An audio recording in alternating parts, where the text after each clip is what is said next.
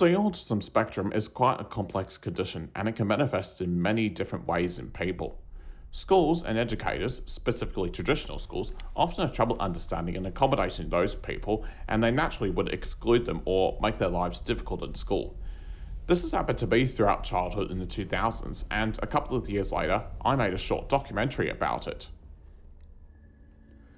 So, 8 Steps is a short expository documentary about my experience in the Australian education system and how differently I was treated.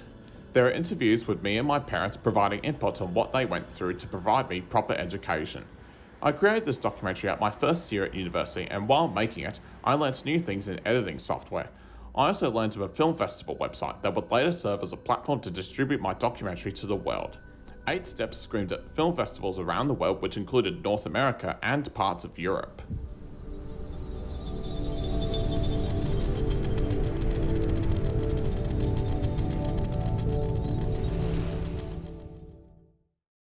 During 2020, during my first time at university, there was a class where I had to think of an idea for a film.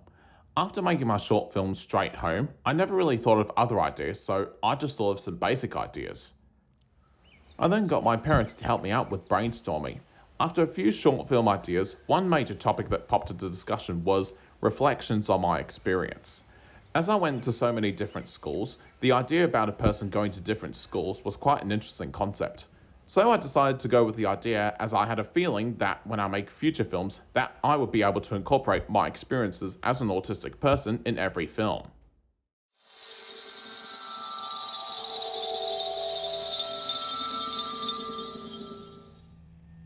The pre-production process was quite a complex process, at least in terms of the story structure. I didn't know what was going to happen in the interview, so I wrote some questions to ask myself and my parents.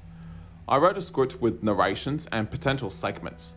The first part was me and my parents introducing themselves, the second part was me talking about my history of going to different schools, the third part was my parents talking about the challenges and conflicts I had with schools, and the fourth part was me and my parents reflecting on our experiences.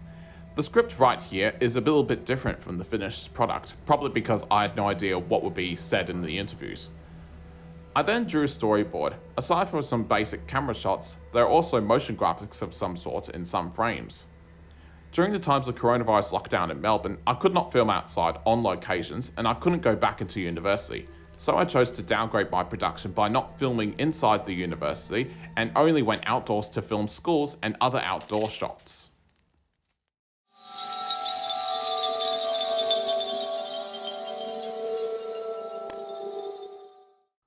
For my title sequence, I wrote the title of my film and put a rainbow infinity symbol behind it.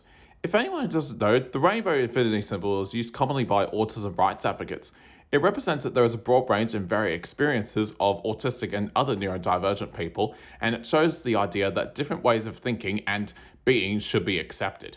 It was quite interesting to me at the time, as I was using the symbol that most neurodivergent people are familiar with and that they are tolerant with. As my title sequence appears first in the documentary, once audiences see the symbol, they might understand the topic of my documentary.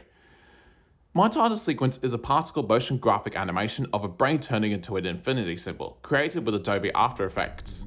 My particle animations are similar to the particle animations used in the documentary The Great Hack, and the title is similar to the one in this short film, 3113.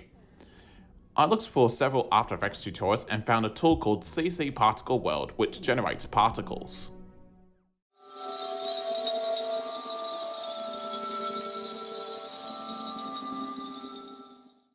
Aside from some particle motion graphics, I made other animations too.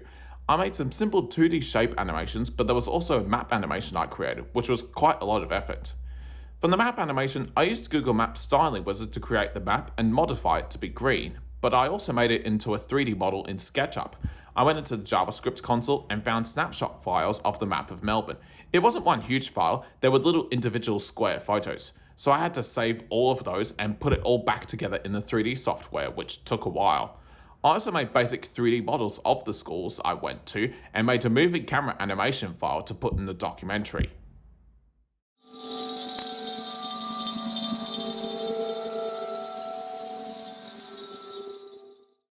Now for the actual filming of the documentary. In the coming months, I started filming the interviews and I had a blocking plan in place. When I interviewed myself, I didn't look at my interview questions for weeks, and my parents interviewed me and asked me the questions. The lighting and sound quality was not that great. I just started university and I had no idea how boom mics and sound design worked at the time. For my camera shots and B-rolls for my documentary, due to coronavirus restrictions, I could not go out and do some camera shots. So when I stayed at home, I thought of compromises. For the intro, instead of shots at university, there is a dolly shot inside our house moving towards me close to my head. For the introduction, instead of a panning shot of university and a shot of me, I used random photos of myself.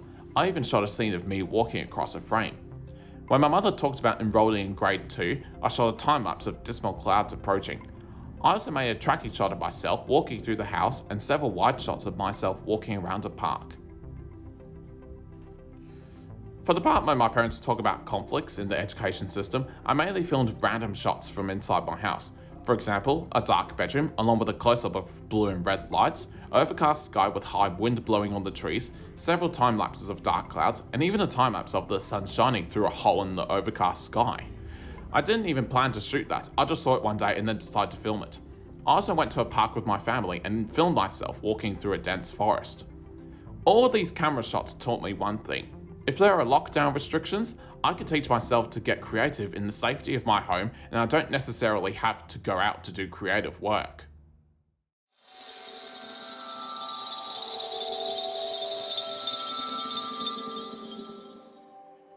I then went to editing my documentary.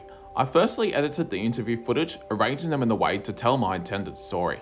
I also recorded my narration with a studio microphone. For my particle sound effects, I used a series of soundscapes from the sound engineering software Omnisphere and recorded them with Ableton. The soundtrack for the documentary was quite involved and I got my father, Setu Taule'alo, to compose it. The music is atmospheric, eerie drone music of some kind. It takes inspiration from the indie movie The Endless, which has similar atmospheric music. Sometimes I would wait until my father was finished with composing the music before I edited again because I like to edit clips along to music. I eventually got the editing finished and all of my animations exported before I even started filming the documentary. I made my animations in my spare time because I knew they would take a while to make, but I wanted them for my documentary anyway.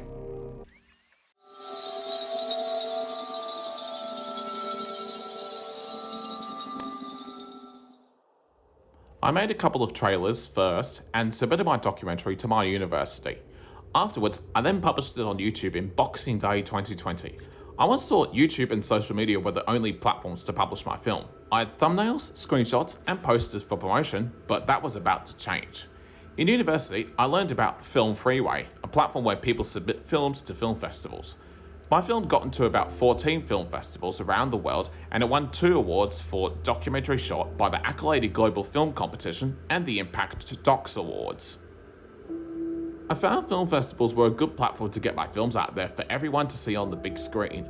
I didn't really notice when I made my debut short film. I sadly never got to see it on the big screen and some of the screens were online. I thought that coronavirus restrictions have hampered my opportunities to make a good documentary film. However, at the end, it turned out alright. It also taught me to experiment and get creative with what I had at home.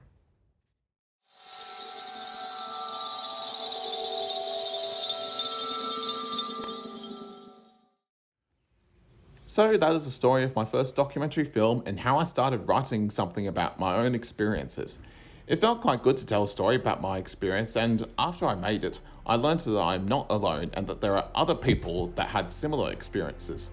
Afterwards, I felt like exploring the topic of autism and neurodiversity further in my future film productions and set a standard for autism and neurodivergent representation in media. Thank you very much for watching, and if you have a story about an unpleasant experience in the education system, it will be nice and important to hear about it. Most education systems are reluctant of change, but with the proper education and advocacy from autistic people, as well as proper collaboration with people, then accommodations and changes may be possible.